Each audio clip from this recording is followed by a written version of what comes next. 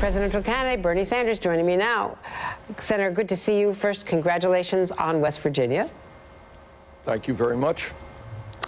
But at the same time, you come out of there, at least now, by our count, with a 17-17 delegate divide. So you win big, but you still don't catch up. You don't close that gap. Well, what's the path? You know, Andrea, it is interesting, and you raise a good point. Hillary Clinton got, I think, 35-36% of the vote, popular vote, yesterday, and yet she gets 6 out of 7 of the superdelegates. And that's what we've been seeing all over this country. In many cases, we win landslide victories, 65, 70, 80% of the vote, and she gets the superdelegates. I think the people of many of those states are going to be saying to those superdelegates, hey, you know what?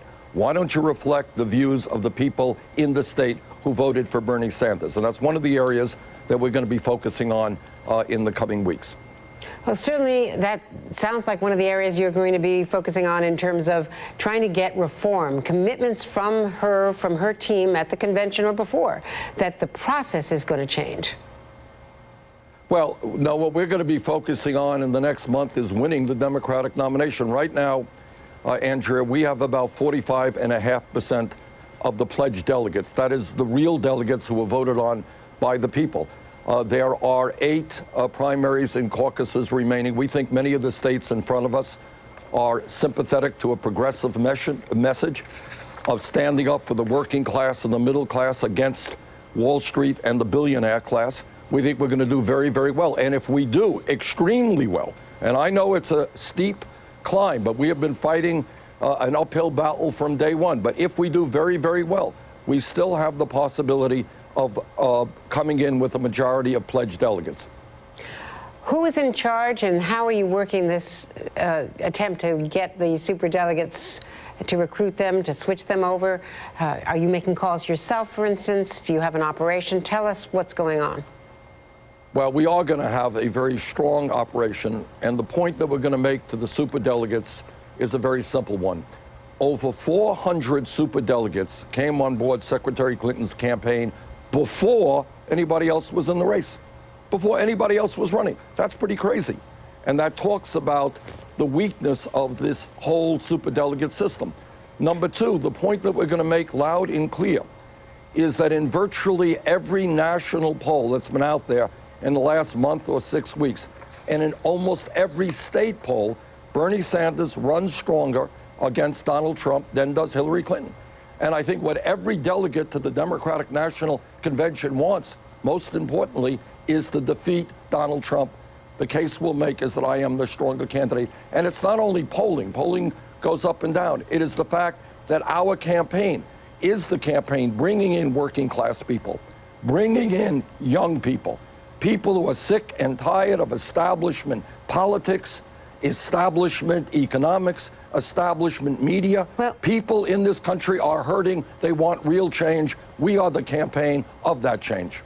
Well, Senator Sanders, flying in the face of that is the exit poll data from West Virginia, which shows that 34% of the Sanders voters said that they would vote for Donald Trump in a Trump-Sanders matchup. Well, that is what some of those people are saying today. The general election, as you know, is in November. I think in a race with Donald Trump, Andrea, not only do I think we would win that race, I think we would win it overwhelmingly, because I think the people of America, the more they see Mr. Trump, understand that he's a total phony, that what he said yesterday is not what he's going to say tomorrow, that he is a pathological liar, and that he gets a lot of media attention for attacking people, but that is going to wear thin. The American people understand there's something wrong when they are working longer hours for lower wages, and almost all new income and wealth goes to the 1%. They understand there's something wrong when we are the only major country on earth not to guarantee health care to all of our people or paid family and medical leave.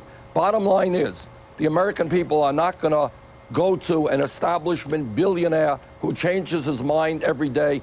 They want, I think, a president who has a life history of fighting for working people and prepared to take on big money interests. But isn't the bottom line about you versus Hillary Clinton and who would be the stronger candidate that she is now fighting a war on two fronts? She's getting beaten up by Donald Trump on a daily basis. Aside from him calling you crazy Bernie in his tweet, he has been embracing you. He is building you up. He likes the fact that you're taking her down. So she's fighting Donald Trump, she's fighting Bernie Sanders. One second. Andrea, no, I don't accept, Andrea, I don't accept that proposition. Last I heard, Hillary Clinton is running for president of the United States. I am running for president of the United States. Trump is running for president of the United States. And what a candidate does is make his or her best case to the American people. I have gotten attacked and attacked and attacked. My record has been misinterpreted and lied about. The issue of this campaign is to go out to the American people and talk about why the American people are struggling. Hillary Clinton has got to make that case. Trump has got to make that case. Sanders has got to make that case. And that's what we intend to do. And I know, I'm sorry. Just saying sir, I'm just saying that Hillary Clinton's the opposition to her, the negatives against her have been built up by Donald Trump just hammering away at her. And up until now, at least, he has not been going after you as much. She's fighting two big candidates, and you're fighting one. Really? Oh, really? Andrea, in every state that we have won, in 19 states, we have had to take on the entire Democratic establishment. We've had to take on senators and governors and mayors and members of Congress. That's what we have taken on. So please do not moan to me about Hillary Clinton's problems. I'm in this race to win. We're taking on the Democratic establishment. We are standing up for working people, and we have a shot. It is a steep hill to climb, but we're going to fight for every last vote that we can get, every delegate that we can get, and that's what I intend to do in the next month, 5 weeks. Well, I don't think I was moaning about Hillary Clinton's problems, but just to point out, let me play a little bit of Donald Trump on Morning Joe and ask you to react. Well, Bernie Sanders has a message that's interesting. I'm going to be taking a lot of the things that Bernie said and using them. He said some things about her that are actually surprising, that essentially she has no right to even be running, and that she's got bad judgment. When he said bad judgment, I said soundbite. So if you do, I'm just saying, if you do lose, are you giving him the weapons against her? Well, if Donald Trump wants to take my ideas and fight for a single-payer national health care program, wants to fight to make sure that the wealthiest people in this country, like Donald Trump, start paying their fair share of taxes, wants to make sure that we have paid family and medical leave, raise the minimum wage to $15 an hour, rebuild our crumbling infrastructure. If that's what Donald Trump is supporting, I think that's a good thing, and I hope Hillary Clinton does that as well. But frankly, of course, that is not what Trump will be saying. Point is, when you run for president of the United States, you got to make your case to the American people.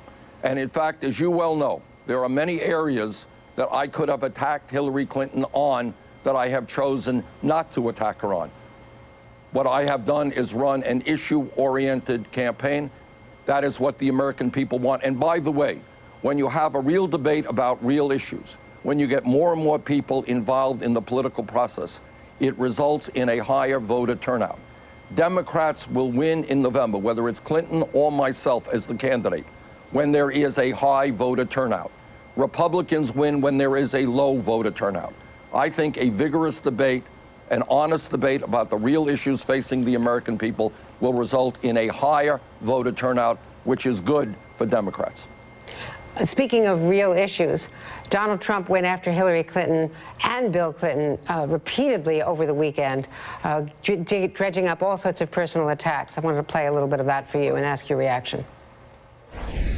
She's married to a man who hurt many women, and Hillary, if you look and you study, Hillary hurt many women, the women that he abused. Do you remember the famous, I did not have sex with that woman, and then a couple of months later, I'm guilty.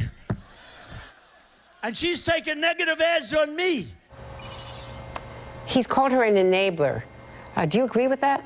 Look, the media loves that kind of stuff, and that's why Trump is doing so well. That is the kind of ugly stuff that I do not go near. No, I debate Hillary Clinton on the important issues facing working people.